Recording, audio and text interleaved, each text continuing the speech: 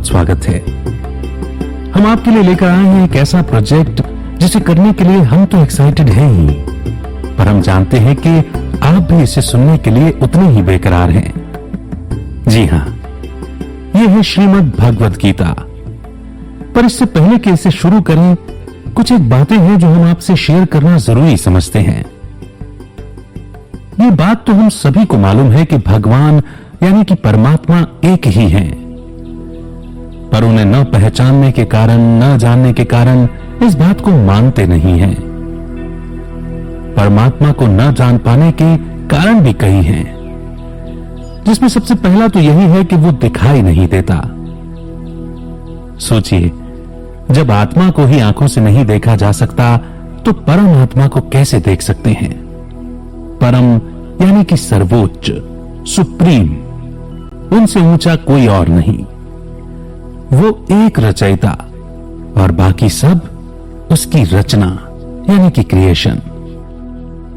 जिस प्रकार एक आत्मा को अपनी बात कहने के लिए मानव का शरीर लेना पड़ता है और हम इंसान या मनुष्य कहलाते हैं, ठीक उसी प्रकार साइंस कहें या स्पिरिचुअल साइंस कहें, परम आत्मा को भी इंसान के शरीर का आधार लेना ही पड़ता है।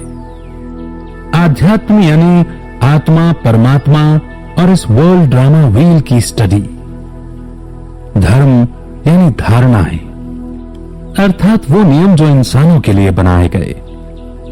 दुनिया में लगभग 12 मुख्य धर्म हैं और सभी में ईश्वर के स्वरूप के लिए समान बातें कही गई हैं। तभी ईश्वर को सर्वज्ञ भी कहा जाता है। महाभारत युद्ध के दौरान आत्मा के धर्म अर्थात आध्यात्म के बारे में दिया गया अनमोल ज्ञान गीता कहलाया, जिसे बाद में लिपिबद्ध कर श्रीमद् भगवत पुराण के रूप में प्रस्तुत किया गया। श्रीमद् भगवत पुराण में वर्णित प्राचीन ज्ञान के अनुसार निराकार शिव परमात्मा ने गीता का दिव्य ज्ञान सबसे पहले ब्रह्मा जी को सुनाया था। इस दिव्य ज्ञान के आधार पर ही ब्रह्मा जी के द्वारा सृष्टि की रचना एवं युगों का निर्माण हुआ था, जिन्हें ब्रह्मा का दिन एवं ब्रह्मा की रात के आधार पर बांटा गया। सतयुग और त्रेता युग ब्रह्मा के दिन कहे जाते हैं और द्वापर और कलयुग ब्रह्मा की रातें कही जाती हैं। इसी ज्ञान के आधार पर आदि सनातन देवी देवता धर्म की स्थापना हुई थी। अच्छी बात यह है कि उपरोक्त सभी धर्म एवं दुनिया में लगभग मुख्य 12 धर्म हैं और इन सभी में परमात्मा का स्वरूप निराकार, ज्योति स्वरूप, गॉड इज लाइट कहकर ही बताया गया है। भारत में भी निराकार परमात्मा के रूप में 12 ज्योतिर्लिंग अर्थात शिव के रूप में पूजा जाता है। उन्हें ब्रह्मा, विष्णु, शंकर का ईश्वर होने से त्र्यंबकेश्वर कहकर भी याद किया जाता है। यहां ये सब बातें शेयर करने के पीछे भाव यही है कि किन्हीं भी नबी अथवा धर्म प्रवर्तक और संदेशवाहकों में से किसी ने भी स्वयं को ईश्वर नहीं बताया। यहां तक कि श्रीमद् भगवत गीता में भी श्री कृष्ण जी के माध्यम से भी यही कहा गया कि परमात्मा कभी जन्म नहीं लेता।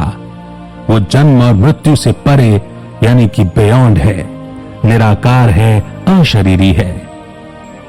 गीता के वचनों के अनुसार जो कोई भी परमात्मा को देहधारी मानता है वो परमात्मा को नहीं जानता। अर्जुन को भी उसके सत्य स्वरूप यानी आत्म भाव में टिककर प्रकाश स्वरूप परमात्मा का ध्यान करने का स्पष्ट निर्देश यानी कि क्लियर डायरेक्शन दिया गया है। फिर प्रश्न उठता है कि जब परमात्मा का स्वरूप एक है, उनके एट्रीब्यूट्स भी सेम हैं, तो फिर इतने सारे धर्म कैसे बन गए और सभी एक होकर क्यों नहीं रहते? इसका जवाब है ठीक तरह से अपने धार्मिक ग्रंथों को न समझना। जी हां, ये छोटा मुंह बड़ी बात लग सकती है, पर यही सच है। हम सभी परमात्मा को उतना ही जानते हैं जितना हम खुद को। हम देवात्माओं यानी देवी देवताओं को पहचानते हैं, धर्म आत्माओं को पहचानते हैं, संत आत्माओं को पहचानते हैं, महान आत्माओं और मनुष्य आत्माओं को पहचानते हैं, पर उस एक परमात्मा को नहीं पहचान पाए हैं। शायद इसीलिए हम धर्म के नाम पर अब तक एक दूसरे से लड़ते आए हैं। पर सत्य ज्ञान कभी भी बांटेगा नहीं, वह सभी को एक करेगा, यूनाइट करेगा, और इसे ही आध्यात्म कहा जाता है। इसमें कोई दो राय नहीं कि परमात्मा का संदेश है कि धर्म की रक्षा करने से ही आपकी रक्षा होती है। पर यह बात भी तो समझने की है कि परमात्मा तो आत्मा के धर्म यानी आध्यात्म की रक्षा करने को कहते हैं, और हर आत्मा का धर्म है शांति और पवित्रता। शरीर का धर्म तो मौत के साथ ही छूट जाता है, पर शांति और पवित्रता तो शरीर छूटने के बाद भी आत्मा को चाहिए ही होती हैं। और किसी भी धर्म में जन्मी आत्मा क्यों न हो, सभी को शांति और सुकून की तलाश होती है। बहरहाल हम सभी जानते हैं कि श्रीमद् भगवद गीता पर अनेक विद्वानों ने अपनी तरह से टीका टिप्पणी की है, अपने अपने वर्जन्स भी निकाले हैं। हमारा यहां ऐसा कोई इरादा नहीं है। हम सभी ये भी जानते हैं कि इतिहास के पिछले दौर में भारतीय पुस्तकों, धर्म ग्रंथों को कई बार नष्ट भी किया गया है। ऐसे में संपूर्ण सत्य का सामने आ पाना भी संभव नहीं है। पर जितना भी सत्य हम इनमें से पाते हैं, हम उसके लिए इस सर्वशास्त्रमयी शिरोमणि कहलाने वाली गीता को और इसके स्वरूप को सुरक्षित रखने वालों को दिल से शुक्रिया अदा करते हैं। हमारा उद्देश्य गिगलर्स को बेस्ट आइडियाज और बेस्ट नॉलेज अवेलेबल कराना है। कहा जाता है संस्कृत भाषा के जनक आदि गुरु शंकराचार्य जी हैं, जिनका जन्म 17वीं शताब्दी का बताया जाता है। अतः हम समझते हैं कि अवश्य ही गीता का ज्ञान देवनागरी में बोला गया होगा, जिसे उस समय के लोग बोला और समझा करते थे। हमने भी इसी उद्देश्य से गीता के इस अनमोल ज्ञान को भाषा में बांधने का प्रयास नहीं किया है। हमने एक सरल भाषा शैली का चुनाव किया, जिससे सभी हिंदी स्पीकिंग बेल्ट के गिगलर्स इसे आसानी से समझ सकें। हाँ, एक बात और, अगर हम सच में चाहते हैं कि गीता का ज्ञान हमें समझ में आए, तो हमें खुद को अर्जुन यानी ज्ञान का अर्जन करने वाली आत्मा समझकर इन चैप्टर्स को सुनना चाहिए। कुरुक्षेत्र यानी कर्म क्षेत्र, धर्म युद्ध हमारे अपने अंदर की अच्छाई और बुराई का युद्ध, योग यानी आत्मा की परमात्मा से मिलने की विधि।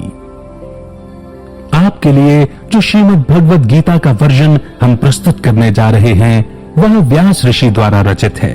इसीलिए हो सकता है कि हमने जो बातें सुनी और पढ़ी हो, उन्हीं बातों को इस वर्जन में अलग रूप से प्रस्तुत किया गया हो। इसीलिए हम समझते हैं कि यहां विवाद का कोई विषय नहीं होगा। इस आशा के साथ कि आप ब्रॉडर माइंडसेट के साथ श्रीमद् भगवद गीता के इन अध्यायों को सुनेंगे